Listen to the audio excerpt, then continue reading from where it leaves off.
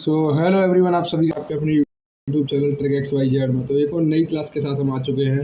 जो भी student physics की क्लास का जो इंतजार कर रहे थे, तो फिजिक्स की क्लास जो है कंटिन्यू चल रही है। प्लेलिस्ट में जाके आप चेक कर सकते हैं। काफ़ी अच्छे वे में आपकी फिजिक्स जो है कंप्लीट कराई जा रही है। डेली आपके 25 से लेकर 50 क्वेश्चन आपके डेली कराए जा रहे हैं, जो कि आपके एग्जाम ओरिएंटेशन से लेके बहुत ही इंपॉर्टेंट है। ठीक है ना। तो जो भी स्टूडेंट का 10 तारीख का यानी कि आज की डेट का पेपर है, उनको पहले तो सबको ऑल द बेस्ट। अपने पेपर को अच्छे तरीके से करके आए। अगर कोई भी उसमें आपको दिक्कत आती है तो कमेंट बॉक्स में बताएंगे, और जो क्लास कंटिन्यू चल रही है उसको देखते रहें। जो कल का जिनका एग्जाम है 11 जून का, वो बच्चे भी अच्छे तरीके से अपना पढ़ते रहें। ठीक है ना। तो स्टार्ट करते हैं बिना देरी करते हुए क्लास को। क्वेश्चन नंबर 1 कुछ इस टाइप से आपके सामने।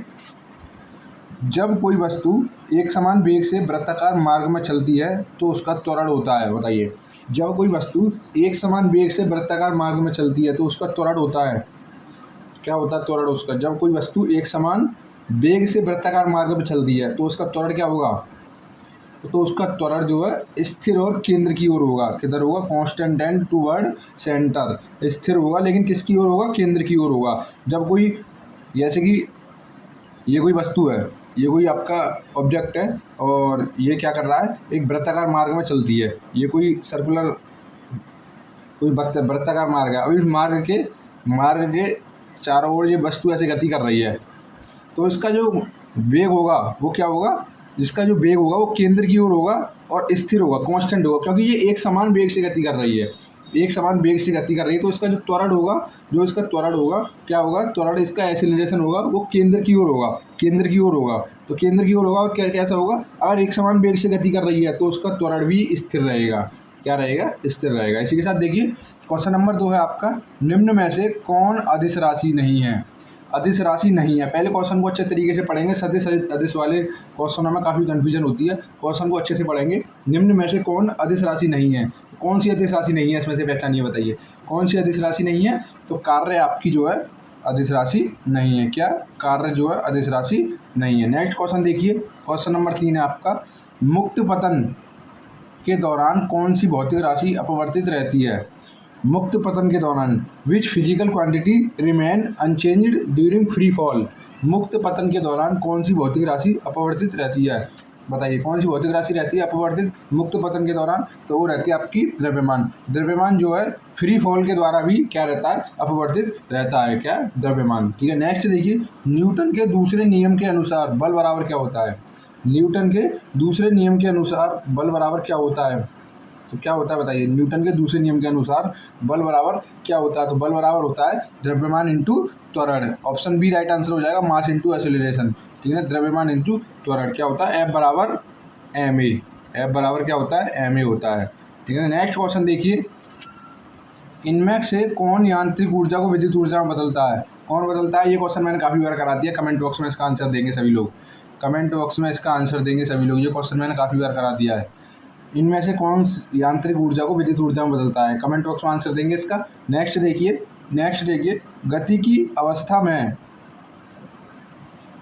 नेक्स्ट क्वेश्चन है, गति की अवस्था में परिवर्तन क्या विरोध करने की वस्तु की प्रवृत्ति है?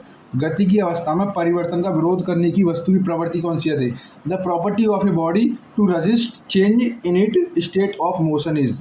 बताइए, गति की अवस्था में परिवर्तन का विरोध करने की वस्तु की प्रवृत्ति कौन सी प्रवृत्ति है? बताइए कौन सी प्रवृत्ति है? तो वो आपकी है जड़त्व की। जड़त्व क्या करता है? वस्तु की गति में परिवर्तन का विरोध करता है। किसके कारण करता है? जड़त्व करता है वो। जड़त्व, इनर्शिया क्या करता है? इनर्शिया जो है गति की अवस्था में परिवर्तन का विरोध करने की जो प्रवृत्ति होती है वो इनर्शिया होती है।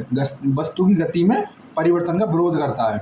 तो क्या कौन करता है? जड़त्व करता है। नेक्स्ट क्वेश्चन देखिए, कौन सा नियम कहता है कि धारा वोल्टेज के अनुक्रमानुपाती है? इंपॉर्टेंट क्वेश्चन है ये वाला। और एक वो पिछले वाला जड़त्व वाला भी कराया है, वो भी इंपॉर्टेंट क्वेश्चन है। कौन सा नियम कहता है कि धारा वोल्टेज के अनुक्रमानुपाती है? बताइए कौन सा नियम कहता है? कि धारा जो है वोल्टेज के अनुक्रमानुपाती है, बी प्रोपोर्शनल टू आई। कौन सी है? तो वो है आपकी ओम्स लॉ कहता है। क्या कहता है? Ohm's law. ओम्स लॉ क्या कहता है? धारा जो है वोल्टेज के अनुक्रमानुपाती होती है। क्या होती है? बी प्रोपोर्शनल टू आई। धारा जो है वोल्टेज के अनुक्रमानुपाती होती है। ठीक है ना।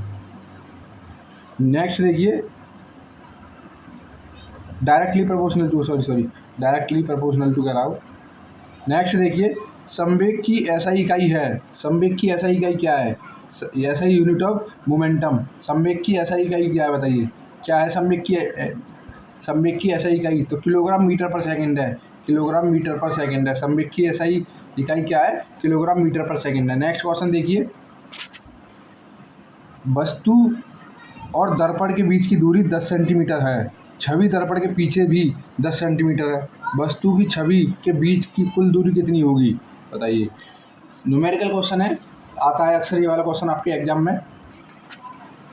तो देखिए इस वाले क्वेश्चन में जो आपकी ऑब्जेक्ट की दूरी है, वस्तु के दर्पण के बीच की दूरी 10 सेंटीमीटर है। कितनी है?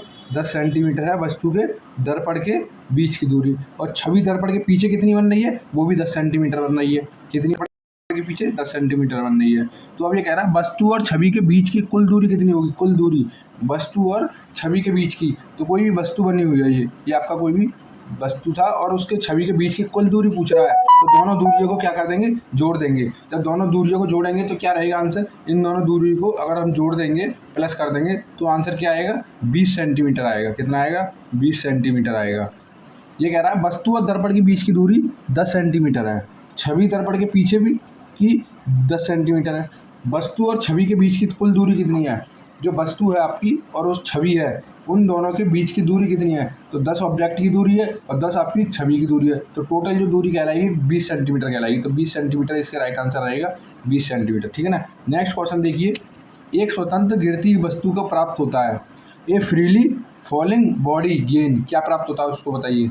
एक स्वतंत्र गिरती हुई वस्तु को प्राप्त होता है। क्या प्राप्त होता है? क्या प्राप्त होता है? तो उसको जो प्राप्त होता है वो स्थिर त्वरण होता है। स्थिर त्वरण, जो भी वस्तु होती है स्वतंत्र रूप से गिरती है तो उसको जो स्थिर त्वरण प्राप्त होता है। ठीक है ना। क्या प्राप्त होता है? कांस्टेंट एक्सीलरेशन प्राप्त होता है। नेक्स्ट क्वेश्चन देखिए, शेविंग मिरर में किस प्रकार का दर्पण उपयोग होता है? जो बाल कटाने जाते हैं वो किस प्रकार के दर्पण का प्रयोग करते हैं? या शेविंग मिरर में किस प्रकार का दर्पण उपयोग होता है? तो किस प्रकार का दर्पण उपयोग होता है? तो वो होता है आपका कॉनकेव लेंस, अवतल दर्पण उपयोग होता है। कौन सा? अवतल दर्पण होता है। नेक्स्ट क्वेश्चन देखिए, गति के नियम किसने दिए थे बताइए? गति के नियम जो है किसने दिए थे? गति के 3 नियम है वो आपके न्यूटन ने दिए थे। ठीक है ना। कितने दिए थे? न्यूटन ने दिए थे। ठीक है ना। नेक्स्ट देखिए, टेलीग्राम चैनल को ज्वाइन कर लेंगे। टेलीग्राम चैनल का लिंक आपको जो है डिस्क्रिप्शन बॉक्स में मिल जाएगा, क्योंकि जो भी इंपॉर्टेंट इन्फॉर्मेशन आपकी आती है सबसे पहले वो टेलीग्राम चैनल पर ही प्रोवाइड कराई जाती है। तो टेलीग्राम चैनल का लिंक आपको जो है डिस्क्रिप्शन बॉक्स में मिल जाएगा, वहाँ जाके क्लिक करके उसे ज्वाइन कर लेंगे। ठीक है ना। तो चलते हैं अब नेक्स्ट क्वेश्चन की ओर। नेक्स्ट क्वेश्चन है आपका, वह अधिकतम गति जिसे गिरती वस्तु पार नहीं कर सकती। वह अधिकतम गति जिसे गिरती वस्तु पार नहीं कर सकती बताइए? वह गिरती हुई गति जिसे गिरती वस्तु पार नहीं कर सकती, कौन सी गति है वो? तो वो आपकी जो है अंतिम वेग वाली गति है। ठीक है ना। अंतिम वेग है। अंतिम वेग वो वेग होता है जिसे कोई भी वस्तु जो है पार नहीं कर सकती, वो लास्ट वेग होता है, या टर्मिनल वेग वेलोसिटी। अंतिम वेग वह वेग है जिसे कोई भी वस्तु पार नहीं कर सकती। नेक्स्ट क्वेश्चन देखिए, इनमें से कौन एसी को डीसी में बदलने के लिए प्रयोग होता है? इनमें से कौन एसी को डीसी में बदलने के लिए प्रयोग होता है? कौन होता है बताइए? एसी से डीसी में कौन बदलता है बताइए? एसी से डीसी में कौन बदलता है? इंपॉर्टेंट क्वेश्चन है देखिए, काफ़ी बच्चों को नहीं पता होगा इसके बारे में। अभी एसी से डीसी में जो बदलता है, कौन बदलता है? तो वो आपका बदलता है, कौन बदलता है बताइए? रेक्टिफायर होता है वो। रेक्टिफायर इसका राइट आंसर हो जाएगा। दृष्टिकारी होता है रेक्टिफायर क्या करता है? एसी करंट से डीसी करंट में कन्वर्ट करता है। एसी से डीसी में कन्वर्ट करता है। कौन करता है? रेक्टिफायर करता है। नेक्स्ट क्वेश्चन देखिए, यदि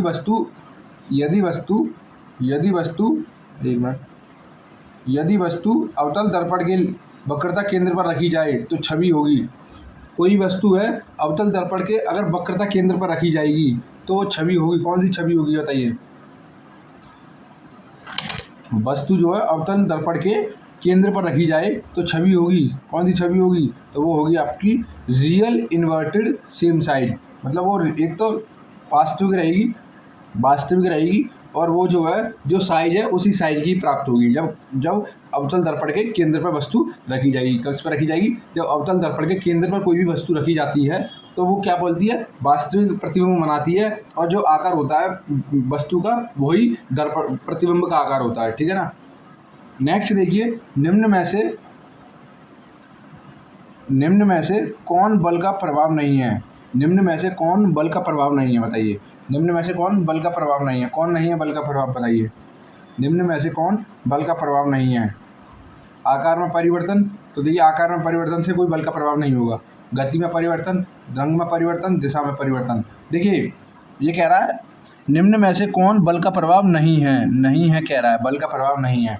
तो देखिए अगर हम किसी वस्तु पर जोर से बल लगाएंगे, आप हथौड़े से किसी वस्तु पर बल लगाते हैं तो उसके आकार में परिवर्तन होता है एक, तो ये ठीक है, राइट है। नेक्स्ट देखिए गति में परिवर्तन होगा अगर हम बल लगाएंगे तो, या तो हम गति कम कर सकते हैं बल लगा के, या गति को बढ़ा सकते हैं, ठीक है ना। रंग में परिवर्तन नहीं कर सकते, ठीक है ना, तो राइट आंसर ऑप्शन सी रहेगा। निम्न में से कौन बल का प्रभाव नहीं है, तो रंग में परिवर्तन जो है बल का प्रभाव नहीं है। दिशा में परिवर्तन कर सकते हैं हम बल के प्रभाव से, ठीक है ना। तो कौन सा राइट आंसर रहेगा? ऑप्शन सी इसका राइट आंसर रहेगा। ऑप्शन सी इसका जो है राइट आंसर रहेगा, क्योंकि बल के रंग का परिवर्तन हम जो है बल के प्रभाव से नहीं कर सकते, रंग में परिवर्तन, ठीक है ना। नेक्स्ट क्वेश्चन देखिए, गति के कारण वस्तु की ऊर्जा कहलाती है, बताइए। गति के कारण वस्तु की ऊर्जा कहलाती है, जो गति के कारण वस्तु की ऊर्जा कहलाती है, कौन सी ऊर्जा कहलाती है बताइए? गति के कारण वस्तु की ऊर्जा कौन सी होती है?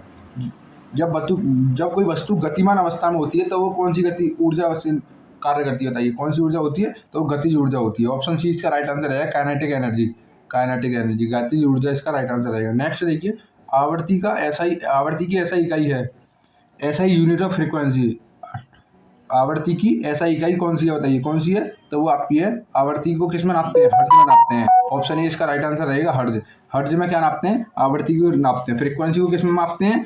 हर्ट्ज में मापते हैं, ठीक है ना। नेक्स्ट देखिए, ध्वनि तरंगें होती हैं, ध्वनि तरंगें होती हैं, साउंड वेव आर। ध्वनि तरंगें कैसी होती हैं?